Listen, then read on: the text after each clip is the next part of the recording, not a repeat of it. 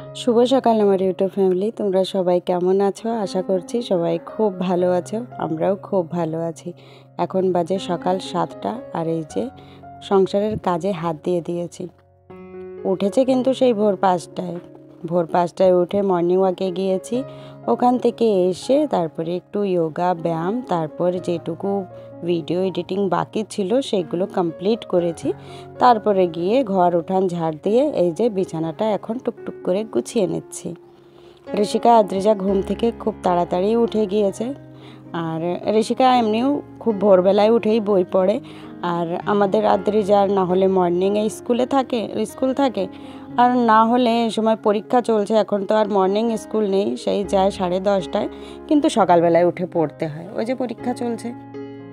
তো এই জন্য দুই মেয়ে উঠে গিয়েছে, উঠে ব্রাশ করছে, আর আমি এইদিকে এই ফাঁকে বিছানাটা গুছিয়ে নিচ্ছি। এখন এই যে চলে এসেছি উনানটা লেপে নেওয়ার জন্যে।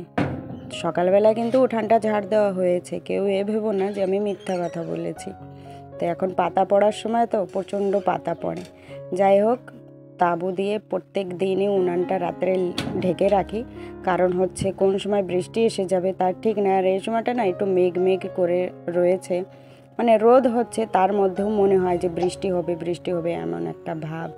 এই জন্যে তাঁবু দিয়ে ডেইলি ঢেকে রাখি। এখন এই যে মানে সেকেন্ডবার আমি উঠানটা ঝাড় দিচ্ছি এখন উনানটা লেপবো বলে। তো সারাদিন এমন পাতা পড়তেই থাকে, আর যতক্ষণ না রান্না করি ততক্ষণ মানে উনানের এই জায়গাটা ঝাড় দিতেই হয়।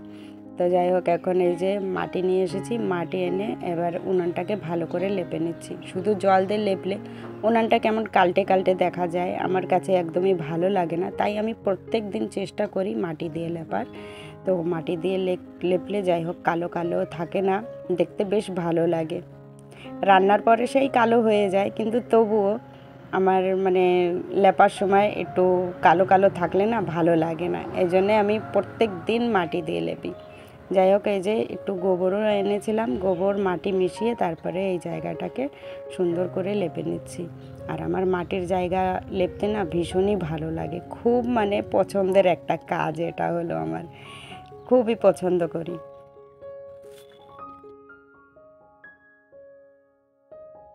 আর দেখো, একটু আগে কিন্তু আমি এই জায়গাটাকে সুন্দর করে ঝাড় দিয়েছি। দেখো আমার লেপতে না লেপতে কত পাতা পড়ে গিয়েছে। তো আমি মানে পাতাগুলো বেছে ফেলছিলাম আর লেপছিলাম। তো জানি না আর কতদিন এইভাবে পাতা পড়বে। তো যাই হোক, তারপরে চলে আসলাম এই যে আমার এই রান্নাঘরে। তো এই গ্যাসের রান্নাঘরটাও না মুছলে হয় না, আর এখন সময় হয়ে গিয়েছে ধুলোবালির, তো মুছে নিতেই হয়। যাই হোক, মুছামুছি হয়ে গিয়েছে।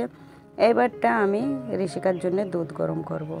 তো আমার মেয়ে তো একদমই সর খেতে চায় না, এই জন্যে সরটাকে বের করে রাখি। ওই যে দেখো 1 বাটি সর হয়েও গিয়েছে। তারপর দুধ গরম করে এই যে কাপে দিয়ে দিচ্ছি। তো এখনও দুধ খেয়ে নেবে। এর ফাঁকে কিন্তু আমাদের বাবু আমাদের ঘরে চলে এসেছে। কে বকা দিয়েছে সকাল সকাল? মা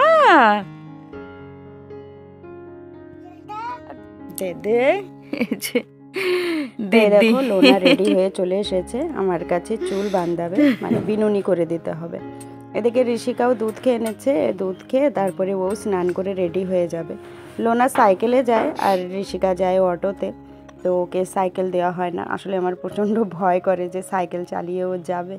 এইদিকে দেখো আদ্রিজাকে নেওয়ার জন্যে গাড়ি দাঁড়িয়ে রয়েছে, তো ও রেডি হচ্ছে ওইদিকে। আর এদিকে আমি আর আমাদের বাবু যাচ্ছি ঋষিকাকে অটো যেখানে মানে দাঁড় হয় সেই পর্যন্ত। যাই হোক, আমাদের যেতে না যেতে অটো চলে এসেছিল। তারপরে ঋষিকা ওই যে টাটা বাই করে স্কুলে যাচ্ছে, এদিকে আমাদের বাবু টাটা করছে।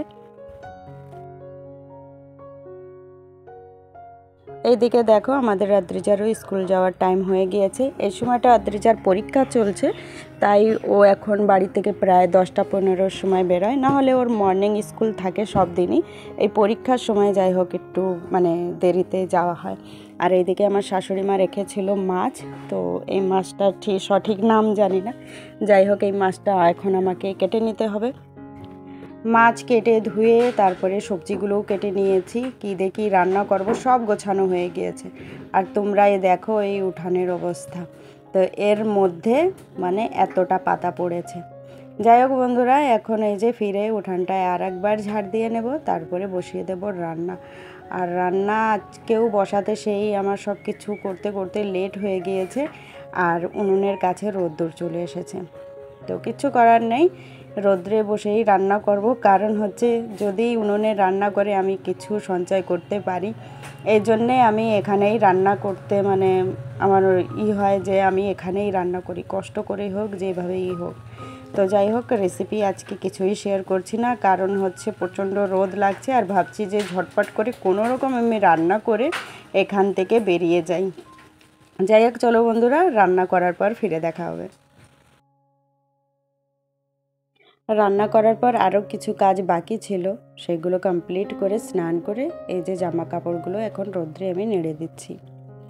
তো এখনও রান্নার কিছু অংশ বাকি রয়েছে। তো আজকে আমি ভাত খাবো না, আজকে দুপুরে ভাবছি একটু রুটি খাই। সামান্য একটু ভাত খেয়ে না তারপর খিদে লেগে যায়। তো ভাবলাম চাই মানে একদম অল্প ভাত খাওয়ার থেকে দুটো রুটি খেয়ে অনেকক্ষণ থাকতে পারবো। রুটিটা খেলে কি হয়, খিদেটা একটু কম কম লাগে। তাই আজকে গরম গরম দুটো রুটি করে নিচ্ছি। আসলে ভাত খাওয়া অভ্যাস, ভাত খেলে বেশি ভালো লাগে, কিন্তু শরীরের জন্যে এখন কি করব, মাঝে মধ্যে একটু রুটি করেও খাই।